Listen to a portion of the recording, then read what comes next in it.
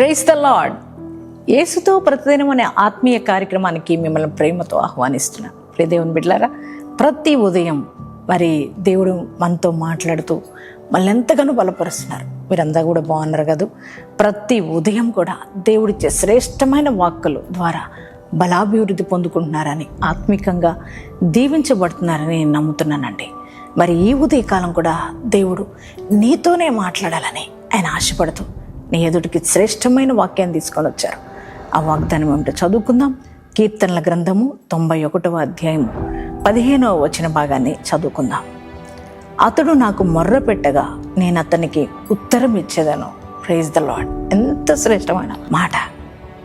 నీ యొక్క బాధ, నీకున్న కష్టం, నీకున్న శ్రమను గురించి, నీకున్న ఆర్థిక పోరాటాల గురించి కావచ్చు, అనేక అనారోగ్య సమస్య గురించి కావచ్చు, నీకున్న కుటుంబ సమస్యల గురించి కావచ్చు, నీ బంధువుకు కానీ స్నేహితులకు కానీ, ఒకవేళ నీకున్న భార్యకు కానీ నీ భర్తకు కానీ ఏది నీ బాధను చెప్పుకుంటున్నా నీకు ఆన్సర్ చేయక, ఒకవేళ వాళ్ళు తప్పించుకుని వెళ్ళిపోతుంటారు కదా. అరే, నేను ఎంతగా చెప్పుకున్నా, నా గోడంతా చెప్పుకున్నా, నా బాధ అంతా చెప్పుకున్నా, ఈయన అసలు పట్టించుకోవట్లేదు, వీళ్ళు పట్టించుకోవట్లేదు, ఎటువంటి ఆన్సర్ చేయట్లేదు, ఈ సహాయం నేను అడిగాను నాకు ఆన్సర్ ఇవ్వట్లేదు, జవాబు ఇవ్వట్లేదు అని బాధపడుతూ ఉంటావు కదా. నువ్వు బాధపడిన సందర్భాలు చాలా ఉన్నాయి. ఎవ్వరు నీ గోడు వినక నువ్వు మొర్ర పెట్టుకుంటున్నా ఎవరో నిన్ను పట్టించుకోకపోయినప్పుడు నిరాశ, నిస్పృహ, కన్నీళ్ళు, దుఃఖం కదా. అరే, నా మొర్ర ఎవ్వరు వినట్లేదు అని బాధపడుతున్నావు. అలాగే దేవుని కూడా ప్రార్థిస్తున్నాను, మరి నా ప్రార్థనకు జవాబు రావట్లేదేంటి, మరి గత సంవత్సరం అంతా ప్రార్థించాను అయినా నా దేవుడు నాకు జవాబు ఇవ్వలేదేంటి అని ఒకవేళ బాధపడుతున్నావా, కృంగిపోయినావా, నిరాశలో ఉన్నావా? ప్రియదేవుని బిడ్డ, నువ్వు భయపడవలసిన అవసరం లేదు, బాధపడవలసిన అవసరం లేదు. నీ దేవుడు మనిషి లాంటి వాడు కాదు. నువ్వు బాధను చెప్పుకుంటూ ఉంటే వినకుండా వెళ్ళిపోవడానికి, దాటివెళ్ళిపోవడానికి ఆయన మనుష్యుడు కాదు. నా దేవుడు అన్నారు, నువ్వు నాకు మొర్ర పెట్టు, నేను నీకు ఉత్తరం ఇస్తానని దేవుడు అన్నారు కదా. అదే అన్నాడు ప్రభు ఈరోజు నీతో మాట్లాడుతూ. బిడ్డ, నువ్వు నాకు మొర్ర పెట్టు, నేను నీకు ఉత్తరం ఇస్తాను అని దేవుడు అన్నారు. నీకే విషయం కూర్చున్నా, ఏ సమస్య ఉన్నా, ఏ బాధ ఉన్నా, ఏ కష్టాల్లో ఉన్నా, ఏ రోగంతో ఉన్నా ఏ మనుషులకు చెప్పుకోవాల్సిన అవసరం లేదు. నువ్వు దేవుని దగ్గరికి చెప్పుకుంటే దేవుడు నీ ప్రార్థన విని నీకు జవాబిస్తాడు. నువ్వు ఏదైతే అడుగుతున్నావో ఆ సమస్య నుంచి నేను విడిపిస్తానని దేవుడి రోజున వాగ్దానంగా నీకు ఇస్తున్నాడు. ఎబ్బేజు తన పరిస్థితిని అంతా దేవుడికి చెప్పుకున్నాడు కదా. తన అన్నలందరూ కూడా త్రోసిపుచ్చారు, కన్న తల్లి కూడా చాలా హీనంగా చూసింది తన్ని. కానీ తన బాధని ఎవరికి చెప్పుకోవాలో అర్థం కాని పరిస్థితులు, ఒంటరైపోయి కృంగిపోయిన పరిస్థితుల్లో ప్రియదేవుని బిడ్డ తన బాధ అంతా కూడా, తన వేదన అంతా యేసయ్యకి చెప్పుకున్నాడు కదా. చెప్పుకున్నప్పుడు దేవుడు ఆయన మనవి విని ఆయనకు ఆన్సర్ చేశాడు.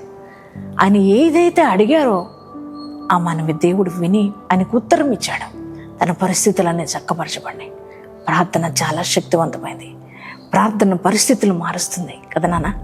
అందుకే ఈ ఉదయకాలం దేవునితో మాట్లాడుతున్నాడు. అతడు నాకు మొర్ర పెట్టగా నేను ఉత్తరం ఇస్తానని దేవుడు అన్నాడు.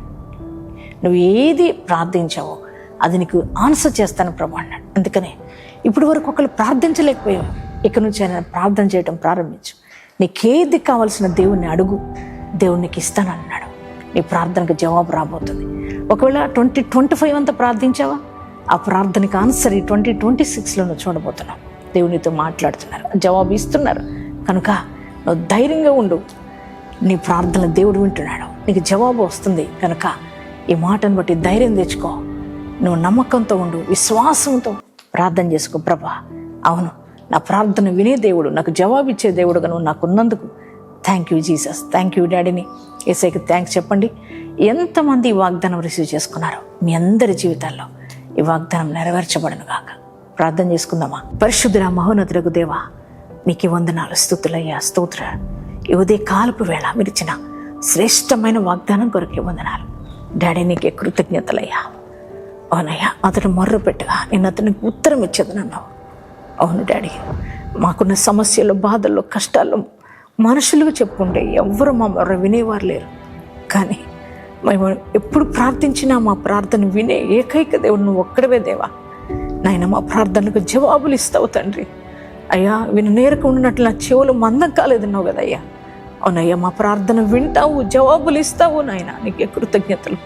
ఈరోజు నాయన ఈ వాగ్దానం వింటున్న బిడ్డలు ఏ అక్కరు కొద్ది నీ సన్నిధిలో ప్రార్థిస్తున్నారో ప్రభా, అయ్యా వారి ప్రార్థన ఆలకించి వారికి జవాబులు అనుగ్రహించయ్యా. ఉద్యోగాలు లేని వరకు ఉద్యోగాలు ఇవ్వండి, బిడ్డలు లేని వరకు బిడ్డలు దయచేయండి అయ్యా. వ్యాపారాలు దీవించు, చేతి పనులు దీవించు, సొంత గృహాలు లేని సొంత గృహాలు దయచేయండి.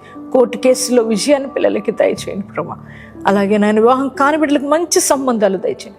రక్షణ లేని భర్తలకు రక్షణ దయచేయండి, రక్షణ లేని భార్యలకు రక్షణ దయచేయండి అయ్యా. ఇదిగోనైనా బిడ్డల రక్షణ కోసం ప్రార్థిస్తున్న వారికి అయ్యా వారికి రక్షణ దయచేయమని ప్రార్థిస్తున్నాను అయ్యా.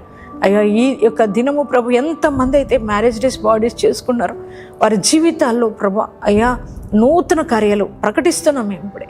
గత కాలంలో జరగని గొప్ప కార్యాలు ఈ సంవత్సరం వారు పొందుకుందురుగాక. నీ కృపతో నింపి నడిపించమని యేసు నామములో ప్రార్థిస్తున్నాం తండ్రి. ఆమేన్.